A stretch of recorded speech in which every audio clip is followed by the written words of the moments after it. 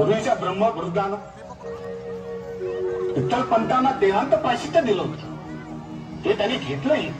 त्यानुसार त्यांच्या मुलांना शुद्धीपत्र मिळेल असं लिहिले या. ते देहांत प्रायश्चित्त त्यांच्या पापक्षालनासाठी होतं. ही मुलं जन्मतःच भ्रष्ट आहे आणि भ्रष्टांना कोणतेही धार्मिक संस्कार करायचा अधिकार देता येणार नाही. ब्रह्मवृंदाने या गोष्टीचा गंभीरपणे विचार करायला हवा. यापूर्वीही सखोल अभ्यास न करता आमच्या माता पित्यांना देहांत प्रायश्चित घेण्यास सांगितले. अरे काय बोलतोय का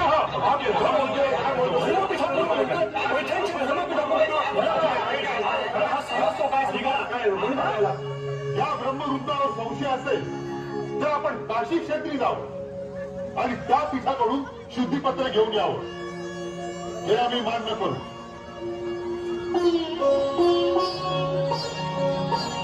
महाराज, माणूस जन्मतःच अशुद्ध कसा असू शकतो?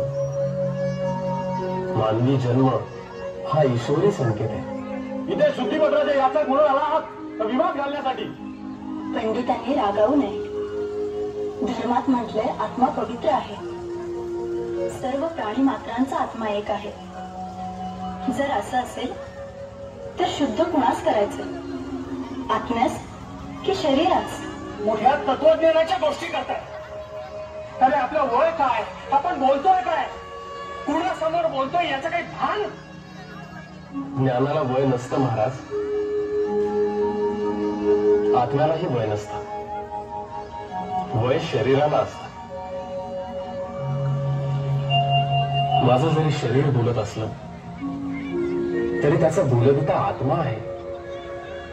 तुमच्या माझ्याप्रमाणेच सर्व प्राणी मात्रांचा आत्मा एक आहे. सिद्ध करून दाखवतच काय आनंदीच्या पोरात? 4 पोथ्या पुराणा वाचून पोपट पंची करणं फार सोपं असतं. मिथ्या वाद कशाला? तो रेडा आणि तू दोघे समान आहात ना? तो रेडा तुझ्यासारखा बोलू शकेल?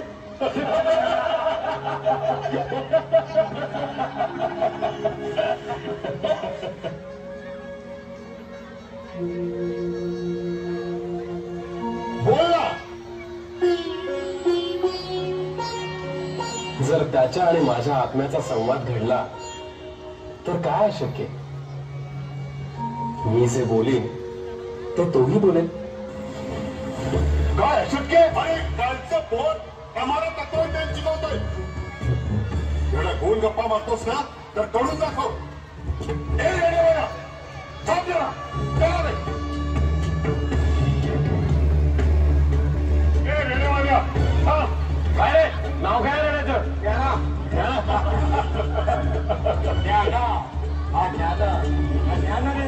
दोघांचं नाव तर जुळलंय. पाहूया आत्मा जुळतोय का ते.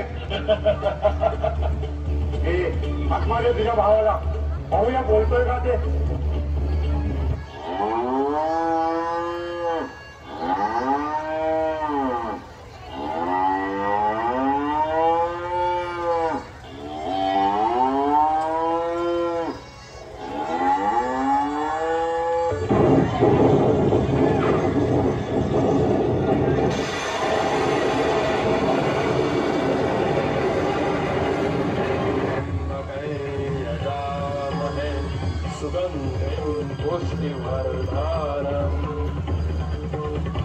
पूर्वारुकमिव बन्धनात् मृत्योर्मुक्षि यमामृतात्.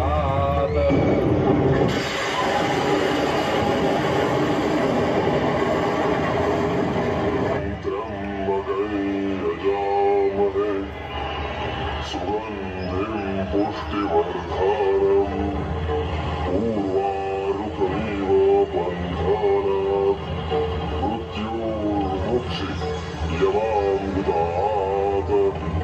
ॐ त्र्यम्बकै यजामहे सुगन्धिं पुष्टिवर्धनम् पूर्वारुकमिव बन्धनात् मृत्योर्मुक्षि यमामृतात्. महाराज की